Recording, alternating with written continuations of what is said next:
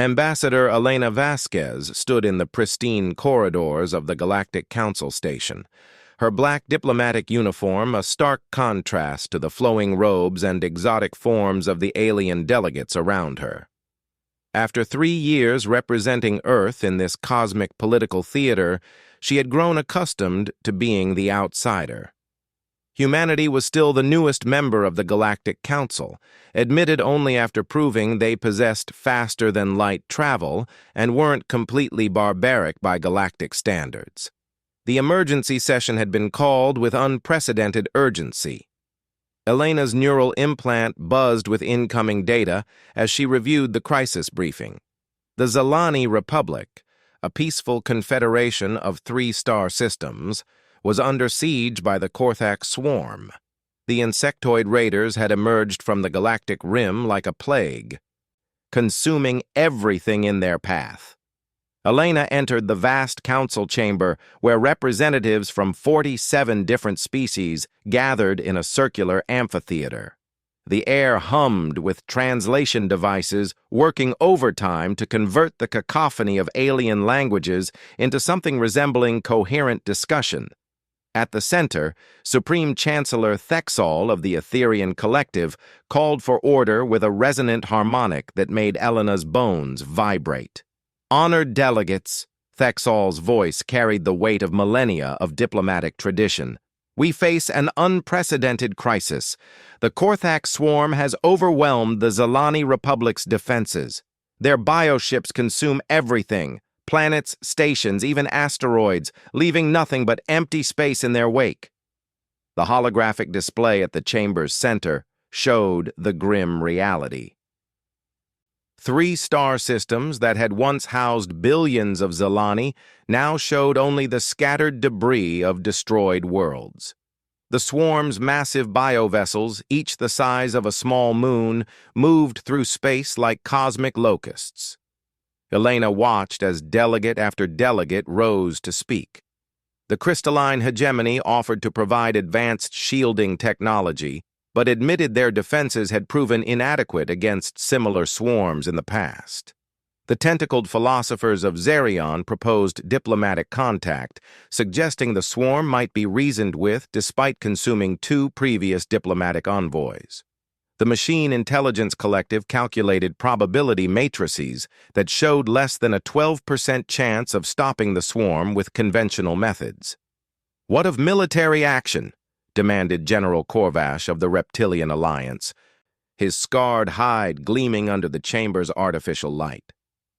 "Surely our combined fleets could—" "Could what?" interrupted Speaker Yith of the Ethereal Communion, her translucent form shimmering with agitation. "The Korthak biovessels regenerate faster than we can damage them.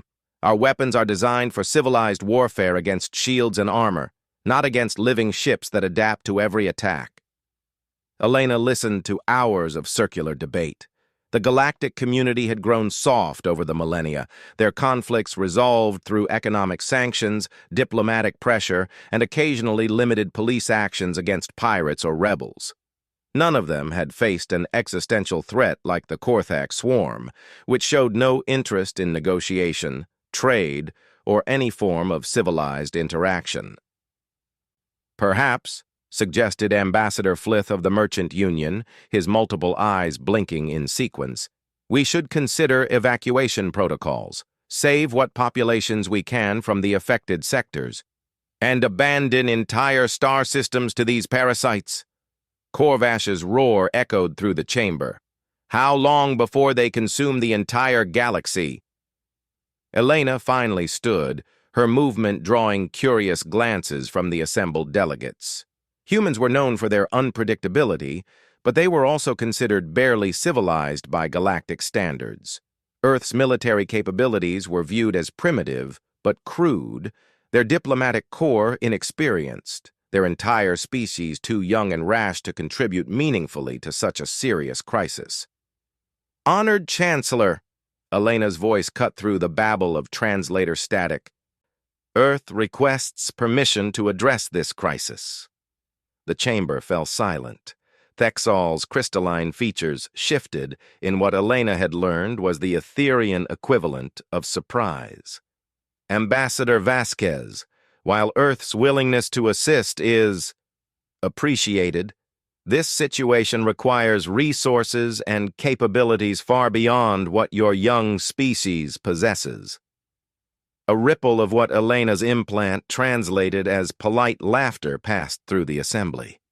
The Zalani delegate, a graceful being whose blue skin had taken on an ashen hue of despair, looked at Elena with something approaching pity.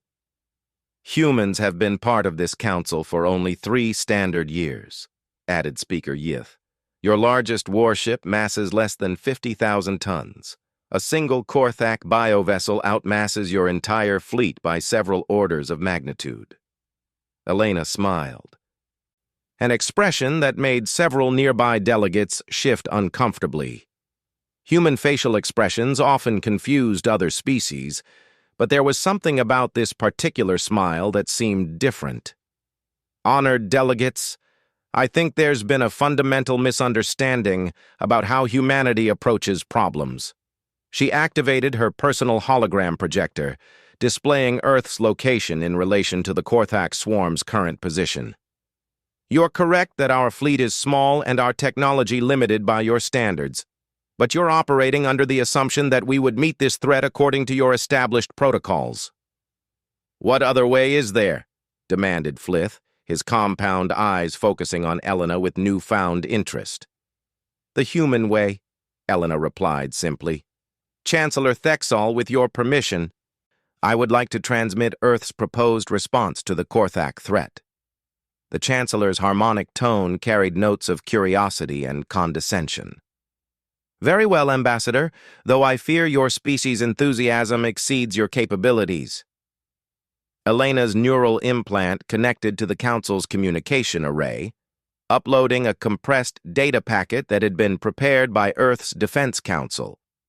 As the information spread across the chamber's displays, the assembled delegates began to react with increasing alarm. The plan was simple, direct, and absolutely terrifying. You want to do what? Korvash's voice had risen to a near shriek. Sterilize 17 star systems, Elena repeated calmly. Complete annihilation of all organic matter in a sphere roughly 30 light-years in diameter, centered on the swarm's current position. The chamber erupted in chaos. Delegates began speaking simultaneously in dozens of languages, creating a cacophony that overwhelmed even the advanced translation systems. Elena waited patiently as Chancellor Thexol used increasingly powerful harmonic pulses to restore order. This is madness, declared the Zalani delegate, his skin now cycling through colors Elena had never seen before. Those systems contain billions of innocent beings, refugees, evacuees, possibly even Zalani survivors. Yes, Elena acknowledged, and if we don't act, the Korthak swarm will consume them anyway, along with everyone else in its path. Our xenobiologists estimate the swarm will reach the core worlds within 18 standard months if it continues its current rate of expansion. Speaker Yith's ethereal form pulsed with agitation. There must be another way, some form of containment, perhaps. Your own military assessment division just finished explaining why containment is impossible, Elena interrupted. The swarm adapts to every countermeasure. It's already incorporated technologies from the 17 species it has consumed. Every day we delay, it becomes stronger. But the scale of destruction you're proposing, stammered Ambassador Flith, it violates every principle of civilized warfare.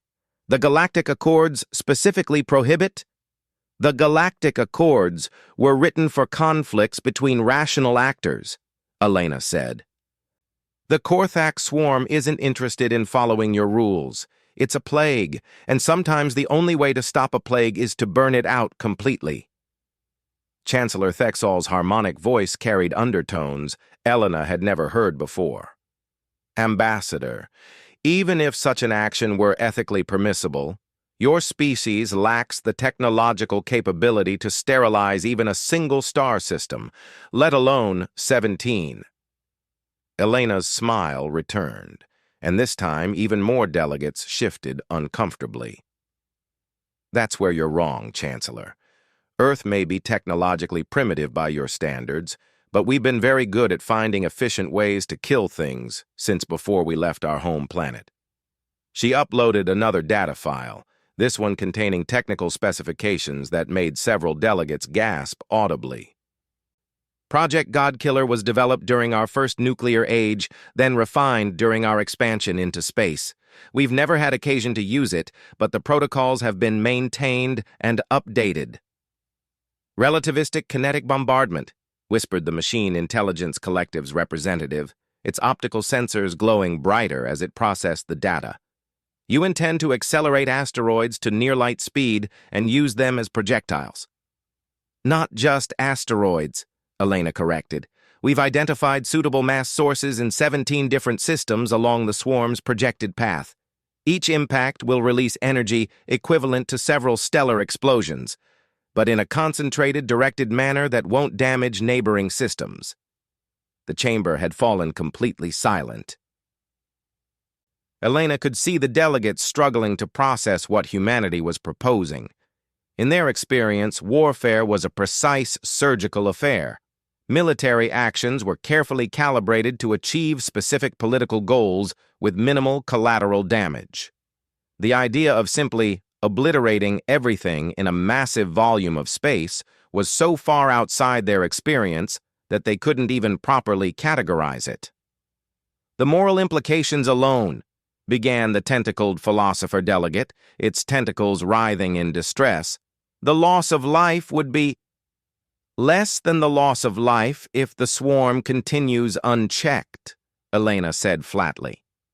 Our projections show that if the Korthak reach the core worlds, galactic civilization will collapse within 50 years. Current population, approximately 4 trillion sentient beings. Projected survivors, less than 1%. She gestured to the holographic display, which now showed competing probability matrices. Our proposal saves roughly 3.7 trillion lives at the cost of 42 billion. From a purely mathematical perspective, it's not even close. Mathematics isn't everything, protested the Zalani delegate. What about hope? What about the possibility that we might find another solution? Hope is a luxury we can't afford, Elena replied. Every hour we spend debating, the swarm consumes approximately 7 million tons of organic matter and adds 3 new biovessels to its fleet. In the time we've been talking today, it's become measurably stronger. Chancellor Thexol's harmonics had taken on deep, resonant tones that Elena's implant translated as profound unease. Even if we were to consider such an extreme action, the logistics alone would be impossible. The coordination required to accelerate asteroids to relativistic speeds across 17 different star systems. Already calculated, Elena interrupted, uploading yet another file. Earth's Defense Council has been wargaming this scenario since we first learned about the Korthak threat 6 days ago. We have identified launch platforms, calculated trajectories, and prepared targeting solutions. The operation can begin within 72 hours of authorization. 72 hours. The machine intelligence representative's optical array flickered rapidly. The computational requirements alone should take months to resolve. Elena's smile was beginning to unnerve even herself. You're thinking like a galactic civilization that's had peace for 10,000 years. We're thinking like humans who've been preparing for the worst-case scenario since we learned we weren't alone in the universe. The silence stretched for long minutes. Elena could see the delegates struggling with concepts that humanity had lived with since the dawn of their nuclear age. The other species had evolved beyond the need for such thinking, their conflicts resolved through trade agreements and diplomatic accords. They had forgotten what it meant to face an enemy that couldn't be reasoned with, bribed, or deterred. The Council will need time to deliberate, Chancellor Thexol finally announced. This proposal is unprecedented. Time is something we don't have, Elena said quietly. The swarm will reach the Androvar cluster in 16 days. That's home to 400 million beings who are counting on this council to protect them. As the delegates began to file out, muttering among themselves in dozens of languages, Elena remained standing in the center of the chamber. She could feel their eyes upon her, could sense their mixture of horror, fascination, and a growing respect for humanity's willingness to make the hard choices. The universe was about to learn something about humans that they had hoped would never be necessary to demonstrate. When faced with extinction, humanity didn't debate, didn't compromise, and didn't hesitate. They acted. Admiral Sarah Chen stood on the bridge of the ESS Retribution, humanity's newest and most advanced warship. Despite being considered primitive by galactic standards, the vessel represented the pinnacle of human military engineering. Unlike the elegant, curved designs favored by other species, the Retribution was a brutalist masterpiece of angles and armor, built for one purpose: delivering devastating force with ruthless efficiency. Admiral, we are receiving the authorization codes from the Galactic Council, reported Commander Torres from the communication station. Operation Godkiller is approved by a vote of 24 to 23. Chen nodded grimly. The vote had been closer than expected. Even faced with extinction, nearly half the council had been unwilling to authorize humanity's solution. They still didn't understand what they were dealing with, both in terms of the Korthak threat and humanity's response to it. Signal all task groups, Chen ordered. Execute Godkiller protocol. Time to impact: 47 hours, 36 minutes. Across 17 star systems, humanity's plan unfolded with clockwork precision. Unlike the other galactic species, who would have spent months building consensus and coordinating their diverse technologies, Earth had prepared for this moment with the same methodical thoroughness they had once applied to nuclear warfare doctrine. In the Kepler 442 system, Captain Hassan monitored the gravitational catapult his engineering teams had constructed around a metallic asteroid. The massive structure was crude by alien standards, built from salvaged freighter hulls and mining equipment, but it would serve its purpose. Magnetic accelerators fired in sequence, pushing the asteroid to ever-increasing velocities. Within 36 hours, the 10 billion-ton rock would be moving at 97% of light speed. "All stations report ready," Hassan announced over the intercom. "Final velocity calculations confirmed. Target acquired. Korthak Biocluster designation Alpha 7. Light years away in the TRAPPIST-1 system, Colonel Maria Santos oversaw similar preparations. Her asteroid had been specially modified, its core filled with antimatter charges that would detonate on impact. The resulting explosion would be visible from neighboring systems, a funeral pyre for everything within 100 million kilometers. "This feels wrong," muttered Lieutenant Park, one of Santos's junior officers.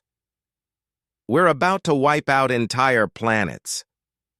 "Those planets are already dead," Santos replied without looking up from her targeting display. "The Korthak consumed them 3 days ago. We're just cleaning up the remains and making sure nothing spreads." The brutal mathematics of humanity's solution became clear as the operation proceeded. While the Galactic Council debated ethics and searched for alternatives, Earth's military had identified every Korthak biovessel, mapped their movement patterns, and calculated precise impact vectors. There would be no survivors because there could be no survivors. The swarm's ability to adapt and reproduce made any half measures futile. On the council station, Ambassador Elena Vasquez watched the real-time tactical displays with the kind of detached professionalism that came from a career in human diplomacy. Around her, alien delegates monitored the same data feeds with growing horror. "By the crystalline throne," whispered Ambassador Zethkar, his transparent body flickering with distress. "Your species is actually doing it. You're sterilizing 17 star systems simultaneously." Elena didn't respond immediately. The displays showed the progress of each kinetic projectile, their trajectories calculated to the nanosecond. In 6 hours, the first impacts would begin. The Andovar cluster, where 400 million civilians had been evacuated, would be struck by 3 separate asteroids moving at relativistic speeds. The energy release would crack planets and ignite entire moons. "Ambassador," Speaker Yith materialized beside Elena, her ethereal form pulsing with urgent concern. "Surely you can stop this. Call off your attack ships. We've received word that a diplomatic envoy from the Sage Worlds believes they may have made contact with the swarm's intelligence." "No," Elena said simply. "No?" Yith's form brightened with indignation. "You would ignore a possible peaceful solution?" Elena finally looked at the ethereal delegate, and Yith immediately stepped back. There was something in the human's eyes that she had never seen before, not anger, not hatred, but a cold, calculating resolve that made her inner energy patterns shiver. "Speaker Yith, in the past 6 hours, while your diplomatic envoy was attempting to make contact, the Korthak swarm consumed another 47 billion tons of organic matter. That includes the populations of 6 refugee stations and the entirety of the Zalani agricultural world, Temhari. Your peaceful solution cost the lives of 300 million beings." Elena gestured to the tactical display, where new red markers showed the swarm's continued expansion. "Even if the envoy succeeds in establishing communication, even if the swarm agrees to negotiate, even if they honor any agreement you might reach, they will have consumed approximately 1 billion additional lives during the negotiation process. Humanity doesn't find that acceptable." The chamber around them had grown quiet as other delegates gathered to listen. Elena could see the mixture of fascination and revulsion in their expressions. To species that had known peace for millennia, humanity's cold calculation was both impressive and terrifying. Chancellor Thexol approached, his crystalline form resonating with low harmonics of distress. "Ambassador, our sensor arrays are detecting massive gravitational distortions in the target systems. The energy your projectiles will release, it's beyond anything we've ever recorded outside of stellar collapse." "That's the idea," Elena replied. "The Korthak biovessels regenerate by consuming available matter and energy. We're going to make sure there's nothing left for them to consume." On the tactical display, the first projectile reached its target. The asteroid, accelerated to 96% of light speed, struck the lead Korthak biovessel with the force of a concentrated supernova. The alien ship, massive as a small moon, simply ceased to exist. The energy release propagated outward, vaporizing everything within a 1,000-kilometer radius and sending shock waves through the fabric of spacetime itself. The silence in the council chamber was deafening. "Sweet mother of stars," breathed the Zalani delegate, his skin cycling through colors that Elena's translator couldn't identify. "The entire biocluster, it's gone. Just gone." Elena watched as 17 more impacts registered across the tactical display. Each strike eliminated not just the immediate Korthak forces, but sterilized vast swaths of space around them. Planets cracked, moons were pulverized, and the debris fields left behind would be radioactive for centuries. "This is genocide," declared General Korvash, though his voice lacked its usual confidence. "The wholesale destruction of entire systems." "This is surgery," Elena corrected. "Precise, targeted, and complete." "Would you prefer we let the cancer spread until it consumed the entire galaxy?" The displays showed the effectiveness of humanity's solution in stark statistical terms. Korthak biovessel count had dropped from over 4,000 to 0 in 17 different systems. The swarm's expansion had stopped completely, its leading edge simply erased from existence. But the cost was visible, too. 17 star systems now showed as dead zones on the galactic charts, their planets reduced to expanding clouds of superheated plasma. Any hope of future colonization or resource extraction had been eliminated along with the threat. "Your species frightens me, Ambassador," admitted Speaker Yith, her ethereal form dimming. "The efficiency with which you orchestrated this destruction, the speed of your response. It suggests you've been planning for such contingencies long before you encountered the Korthak." Elena's smile was gentle, but did nothing to soften the impact of her words. "Speaker Yith, humanity has been planning for extinction-level events since we first looked up at the stars and realized we might not be alone. Every disaster scenario you can imagine, and several you probably can't, we have protocols for dealing with them." She gestured to the tactical display, where Earth's fleet was already beginning to withdraw from the dead systems. "This wasn't even our most extreme option. We have contingencies that make Godkiller look restrained by comparison." The assembled delegates exchanged glances that needed no translation. They had invited humanity into their council, believing they were offering guidance to a young primitive species. Instead, they had discovered that Earth's approach to problem-solving operated on a fundamentally different level than their own. "What happens now?" asked Ambassador Flith, his multiple eyes focused intently on Elena. "Your solution was effective. The immediate threat has been neutralized, but the precedent you've set—" "The precedent," Elena interrupted, "is that humanity takes threats to galactic civilization seriously. We don't debate, we don't hesitate, and we don't accept half measures when extinction is the alternative." Chancellor Thexol's harmonics carried notes of deep concern. "Ambassador, the other species will need time to process what they've witnessed today. The scale of destruction you've unleashed in the name of protection will serve as a deterrent to any future threats," Elena finished.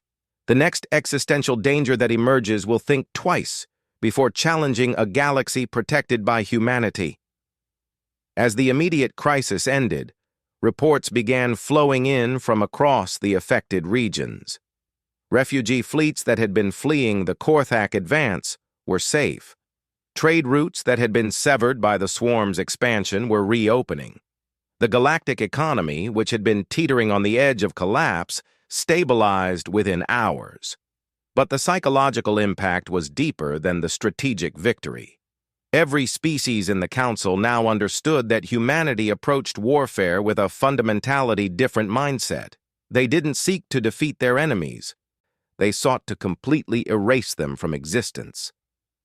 "Ambassador," the Zilani delegate approached Elena as the emergency session began to wind down. His skin had returned to its normal blue hue, but his voice carried a tremor of residual shock. "On behalf of my people, I must thank you. Without Earth's intervention, the Zilani Republic would have been completely consumed within days." Elena nodded politely. "The thanks aren't necessary. We were protecting ourselves as much as you. The swarm would have reached Earth eventually. Still," the delegate continued, "the speed with which your species mobilized, the precision of your attack, it's unlike anything we've seen from a race your age. Most species take centuries to develop such military sophistication." "Most species," Elena replied, "have the luxury of time. Humanity has always known that the universe is a dangerous place. We prepare accordingly." As the delegates began to disperse, Elena remained in the chamber, watching the aftermath displays. The dead systems would serve as monuments to humanity's ruthless efficiency, permanent reminders that Earth's protection came with a price other species were only beginning to understand. The galaxy was safer, but it would never again see humanity as the young, primitive species they had initially welcomed. Earth had revealed itself as something far more dangerous, a species willing and able to commit genocide in the name of survival, with the technology and coordination to make such threats credible. In the span of less than 48 hours, humanity had gone from junior members of the galactic community to its most feared protectors. The other species would sleep safer knowing Earth watched the void for threats, but they would also lie awake wondering what humanity might do if they themselves were ever classified as a danger to be eliminated. 6 months after the God-Killer operation, Ambassador Elena Vasquez walked through corridors that had fundamentally changed. The Galactic Council station looked the same, with its pristine walls and elegant architecture, but the atmosphere was entirely different. Where once aliens had barely acknowledged her presence, now they stepped aside when she approached. Conversations stopped when she entered rooms. The casual dismissal humanity had faced was gone, replaced by something far more complex. Elena paused at an observation deck overlooking the central docking bay. Through the transparent aluminum, she could see the latest addition to the station's permanent fleet, the ESS Monitor, a human warship assigned as the Council's new security coordinator. The vessel's angular, aggressive design stood in stark contrast to the flowing, organic shapes of the alien ships around it. Its presence sent a clear message to anyone who might threaten galactic stability. "Ambassador Vasquez." The voice behind her belonged to Chancellor Thexol, whose crystalline form had taken on darker hues since the Korthak crisis. "I was hoping we might speak privately." Elena turned, noting the formal tone. 6 months ago, the Chancellor had barely considered humanity worth acknowledging. Now he approached her with the careful respect reserved for dangerous equals. "Of course, Chancellor. What can I do for you?"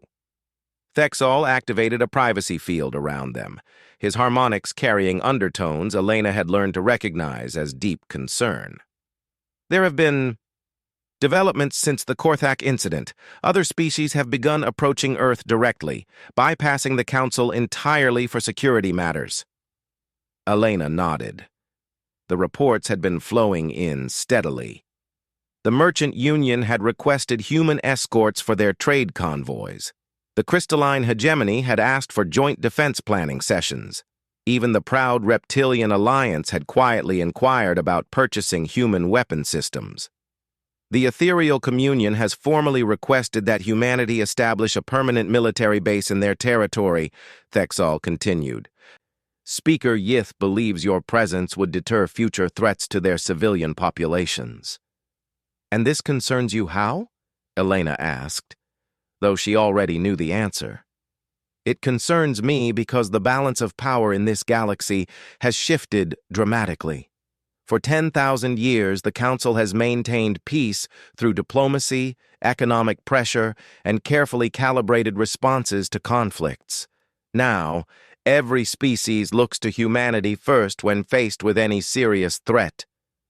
Elena walked to the viewport, gazing out at the monitor. Its weapon ports were sealed, its systems powered down to minimum levels, but everyone on the station knew what that ship was capable of.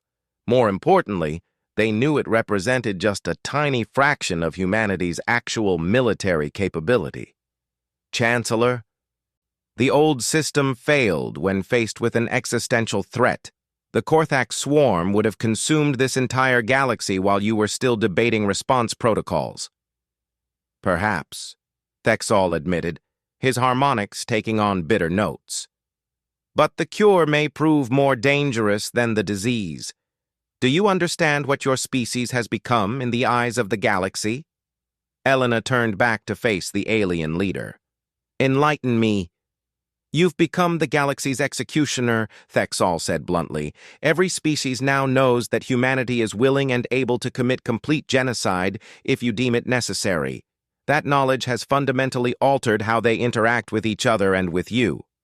The Chancellor activated his personal display, showing Elena a series of reports. "Crime rates in human-patrolled sectors have dropped to historic lows. Piracy has virtually ceased in systems with Earth's protection. Border disputes that have festered for centuries are suddenly being resolved through negotiation rather than risk drawing human attention."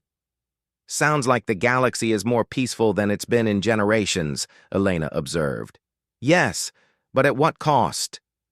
Thexol's form flickered with agitation. "Fear isn't the same as peace, Ambassador. Species are making decisions based not on what's right or beneficial, but on what might avoid triggering a human response. Elena considered this. The reports she received painted a similar picture.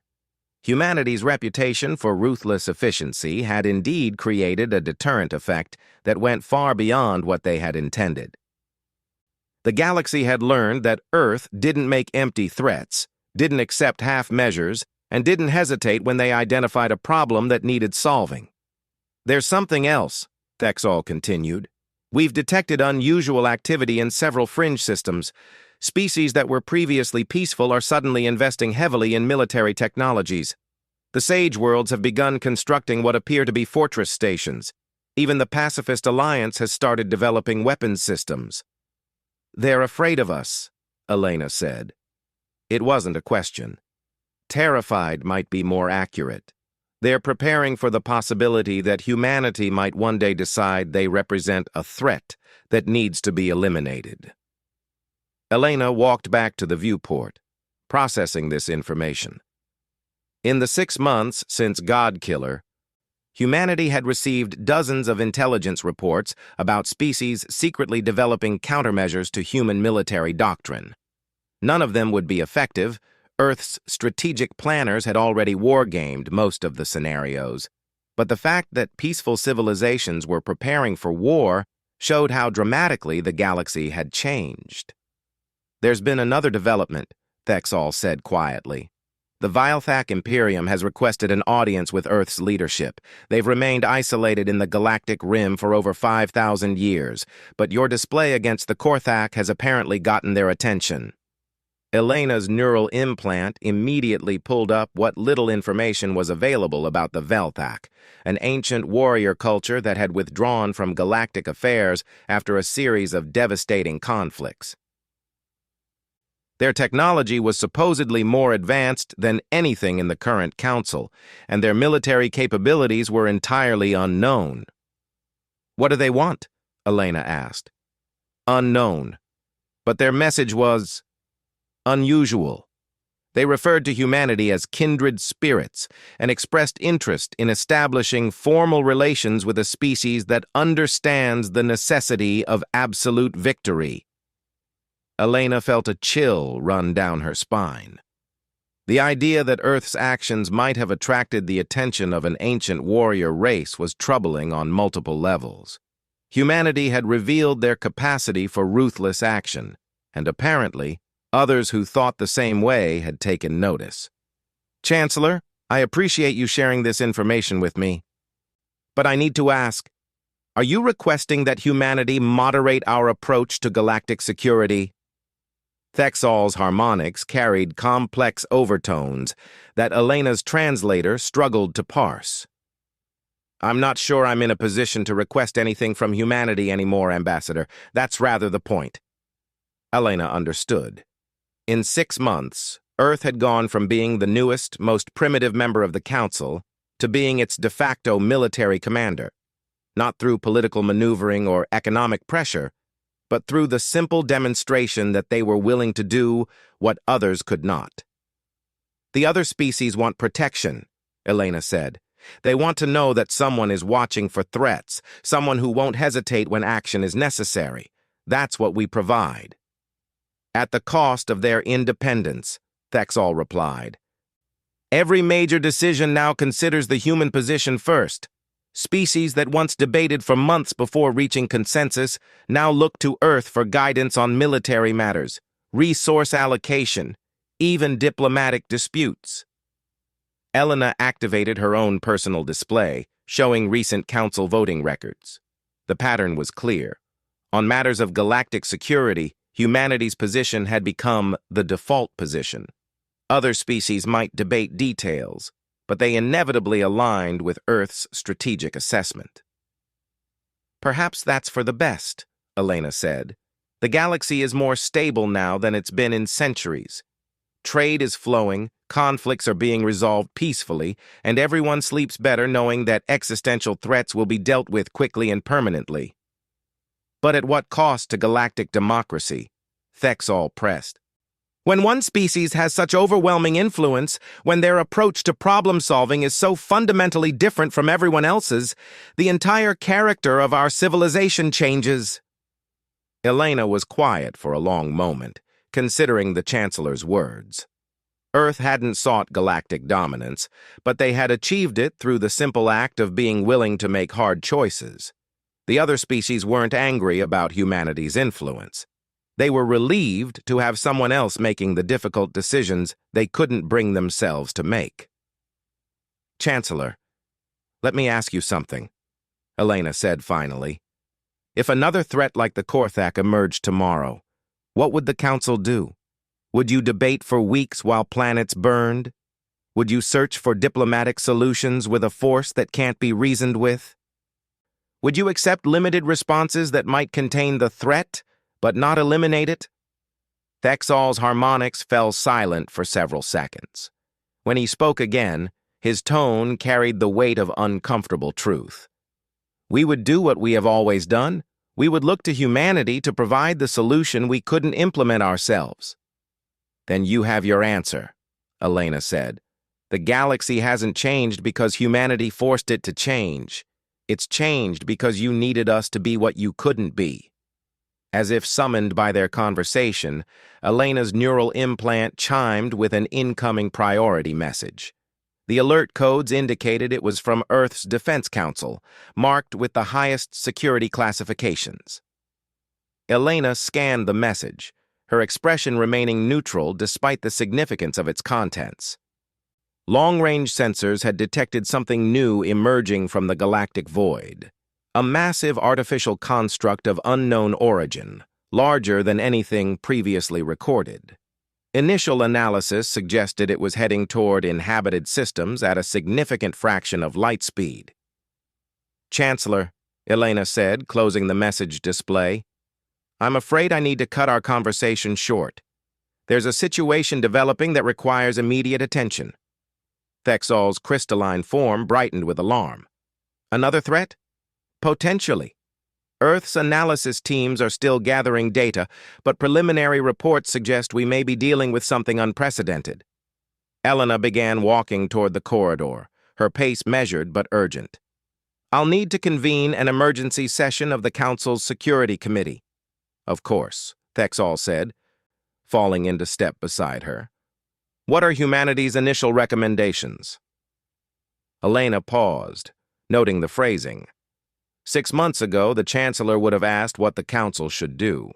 Now he automatically assumed Earth would provide the guidance everyone else would follow. "We're still assessing the threat level," Elena replied. "But Chancellor, you might want to prepare the other delegates for the possibility that another difficult decision may need to be made." Thexol's harmonics took on familiar patterns of resignation and concern. "I understand, Ambassador. The Council will be ready to support whatever action humanity deems necessary." As they walked through the corridors toward the emergency meeting, Elena reflected on how completely the galaxy's power structure had changed. Earth hadn't conquered anyone, hadn't demanded tribute or territory, hadn't even formally claimed leadership of the galactic community. They had simply demonstrated that they were willing to do what needed to be done, regardless of the cost. And now, faced with another potential crisis, every species in the galaxy would once again look to humanity to provide the solution they couldn't imagine implementing themselves. The burden of being the galaxy's protector was heavier than Earth had anticipated, but it was a responsibility they had accepted the moment they chose to sterilize 17 star systems to stop the Korthak swarm. The universe was a dangerous place, and someone had to be willing to make the hard choices. Humanity had proven they could bear that weight, even if it meant becoming something their new allies both needed and feared. The galaxy was safer with Earth as its guardian, but Elena sometimes wondered if it was still the same civilization they had joined 3 years ago, or if humanity's protection had fundamentally transformed it into something entirely new. Only time would tell if that transformation would prove to be salvation or something else entirely.